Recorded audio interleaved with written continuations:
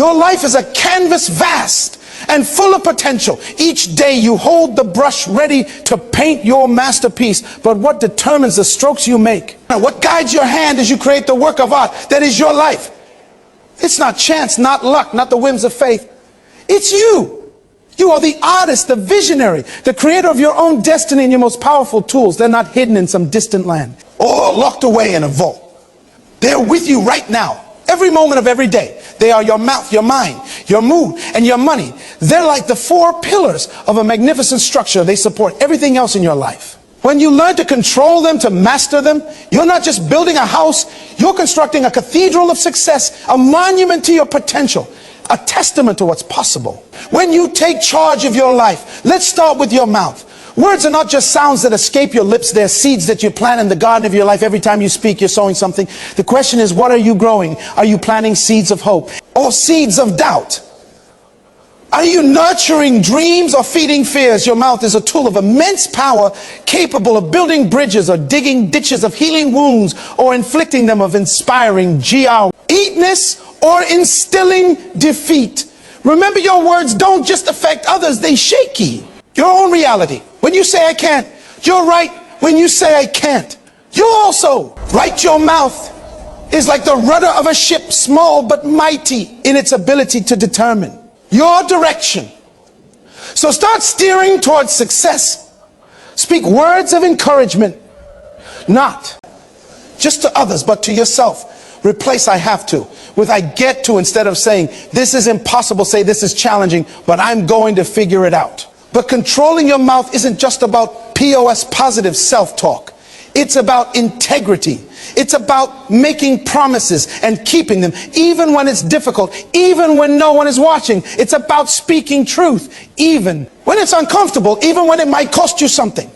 It's about using your words to lift others, to inspire, to create positive change in the world around you. Think about the people who have influenced you most in your life. Chances are their words played a big part in that influence. Maybe it was a teacher who believed in you when no one else did. Maybe it was a friend who spoke words of encouragement when you were ready to give up. Maybe it was a leader whose vision inspired you to reach for greatness. You have that same power. Your words can be the spark that ignites someone else's potential. They can be the balm that heals someone's wounds. They can be the light that guides someone out of darkness. So I challenge you, become intentional with your words before you speak. Ask yourself, is it true? Is it time? Is it necessary? Is it helpful? Train yourself to speak words that build up, not tear down, words that unite, not divide, words that create, not destroy. And watch as your world begins to change. Your mind is like a garden. You can let it grow wild, filled with weeds of negative thoughts, limiting beliefs and self-doubt, or you can cultivate it, planting seeds of positivity, creativity, and growth. The choice is yours. But remember, you will always harvest what you plant. Controlling your mind means becoming the gatekeeper of your thoughts. It means questioning your assumptions, challenging your fears, and pushing beyond your comfort zone. It means replacing I can't with how can I?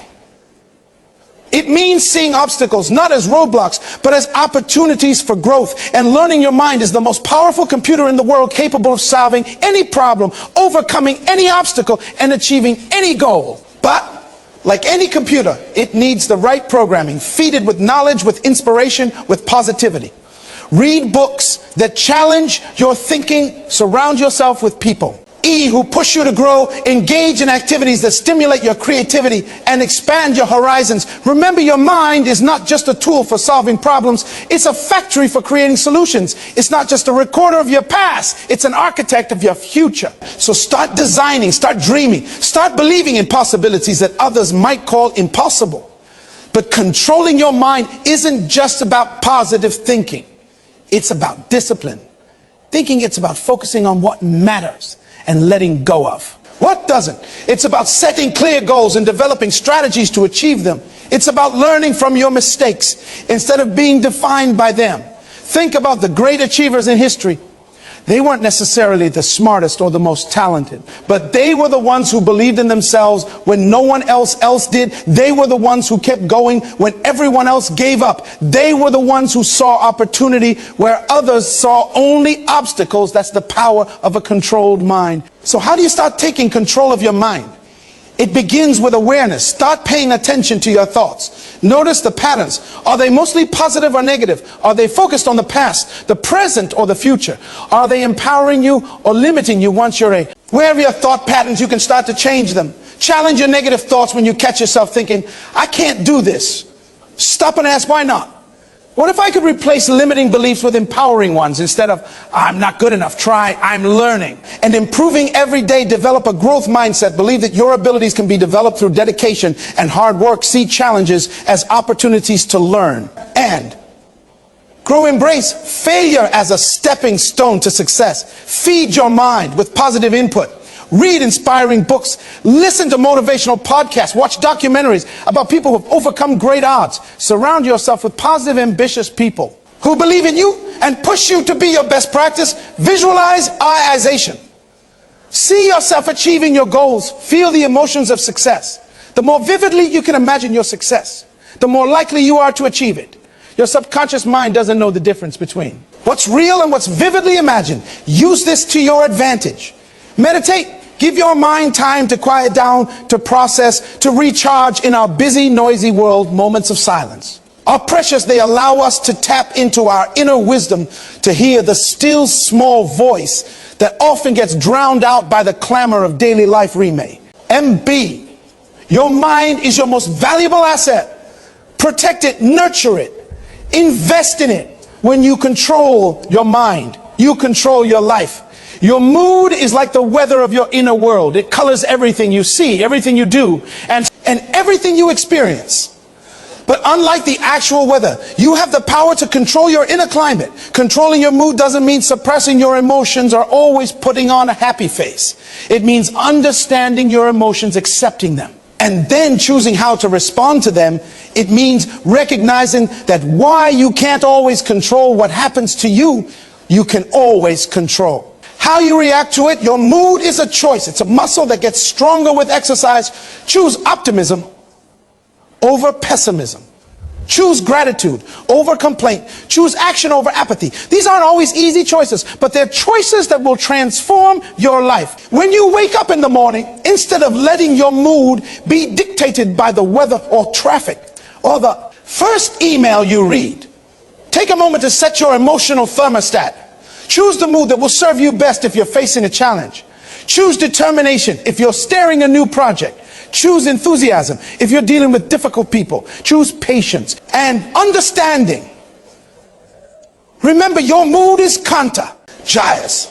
It affects not just you, but everyone around you. When you choose a positive mood, you become a beacon of light in a sometimes dark world. You inspire others. You create an atmosphere where good things can happen. But controlling your mood isn't about denying reality or ignoring problems. It's about maintaining a sense of perspective. It's about finding the opportunity in every difficulty, the lesson in every mistake, the silver lining in every cloud.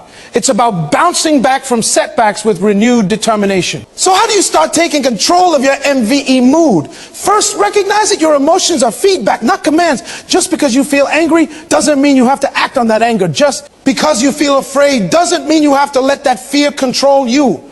Practice emotional intelligence. Learn to recognize and name your emotions. Understand what triggers them. Develop strategies for managing them. This might involve deep breathing, physical exercise, journaling, or talking to a trusted friend. Cultivate gratitude every day. Take time to acknowledge the good things in your life. No matter how small, gratitude is like a flashlight in a dark room. It helps you focus on what's good, even when things seem bleak. Take care of your physical health. Your mood is intimately connected to our physical well-being. Regular exercise, a healthy diet, and ADDT sleep can do wonders for your emotional state. Develop a positive self-talk habit. The way you talk to yourself has a huge impact on your mood. Replace self-criticism with self-compassion. Encourage yourself the way you would encourage a good friend. Learn to reframe negative situations. Instead of seeing problems, look for opportunities instead of focusing on what you can't control. Focus on what you can. This doesn't mean ignoring reality, but it does mean choosing to see it in a way that empowers you rather than defeats you. Practice mindfulness. Learn to be present in the moment without judgment. This can help you break free from worries about the future or regrets about the past, allowing you to fully engage with and appreciate the present. Remember, controlling your mood doesn't mean you will never feel negative emotions. It means you don't let those emotions control you. It means you can experience the full range of human emotions while still moving forward towards your goals. Money is a tool, a resource, a form of energy. It's not inherently good or bad. It simply amplifies who you already are. If you're generous, money will make you more generous. If you're selfish, money will make you more selfish. The key is to control M11. Why not let it control you? Controlling your money starts with understanding it is about financial literacy, about knowing how money works, how to earn it, how to save it, how to invest it, and how to use it to create value for yourself and others. It's about developing a healthy relationship with money, free from fear or greed.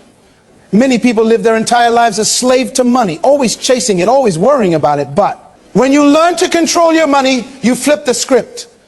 Money becomes your servant, not your master. It becomes a tool for achieving your goals, for making a difference in the world, for creating the life you want to live.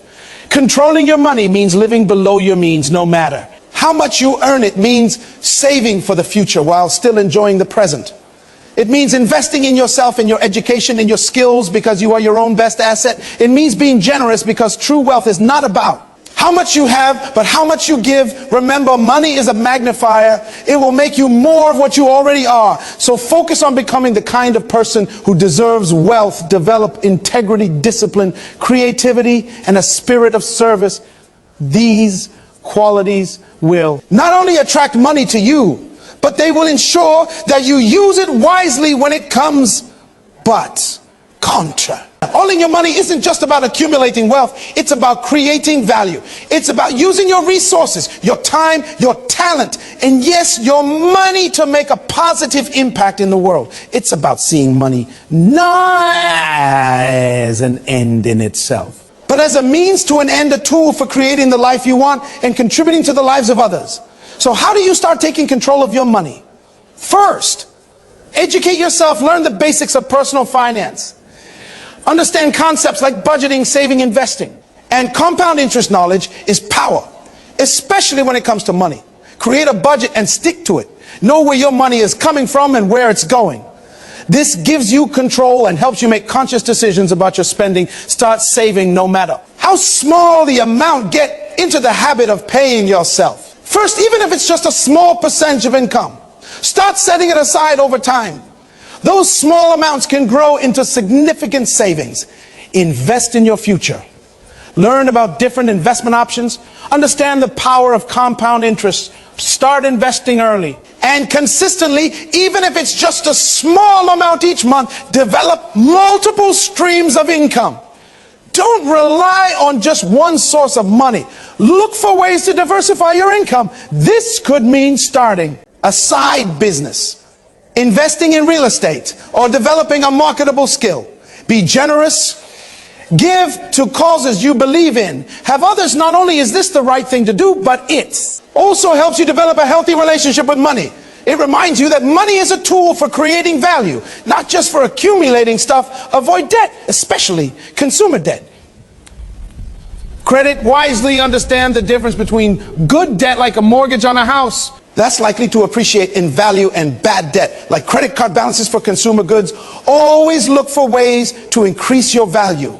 Invest in your skills, your knowledge, your network. The more value you can create for others, the more financial success you're likely to achieve. Remember, financial freedom isn't about having a certain amount of money. It's about having control over your financial life. It's about making conscious choices about how you earn, spend, save, and invest your money. Now here's the exciting part. These four elements: your mouth, your mind, Your mood and your money, they're all interconnected. When you control your mind and control your mouth, when you control your mouth, it influences your mood. When you control your mood, it affects how you handle your money. And when you control your money, it gives you more resources to invest in you. Our mind, it's a virtuous cycle, a positive feedback loop that can propel you to heights you never thought possible. But it all starts with a decision to take control, to stop being a passive observer in your own life and become an active participant through a force for positive change. So how do you start? How do you begin this journey of self-mastery? It starts with awareness. Start paying attention to your words, your thoughts, your emotions, and your financial habits. Notice how they affect your life, your relationships, your results. Then make a commitment to improvement. Set clear goals for each area. Maybe you want to eliminate negative self-talk. Maybe you want to develop a more positive mindset.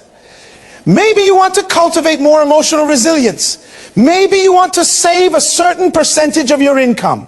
Whatever your goals, write them down. Make them specific, measurable, and time-bound. Next, develop strategies for your mouth. It might be practicing gratitude, speaking words of encouragement to others, or simply thinking before you speak for your mind. It might be reading inspirational books, meditating, or learning a new skill for your mood. It might be exercise journaling, or spending time in nature for your money. It might be creating a budget, starting a savings plan, or learning about investing. But strategies aren't enough. You need to take action. Start small. But start today. Make one positive change in each area. Replace one negative phrase with a positive. One challenge, one limiting belief. Choose one positive emotion to focus on. Make one smart financial decision. Small steps taken consistently lead to big changes over time. Respect. Resistance. Your old habits.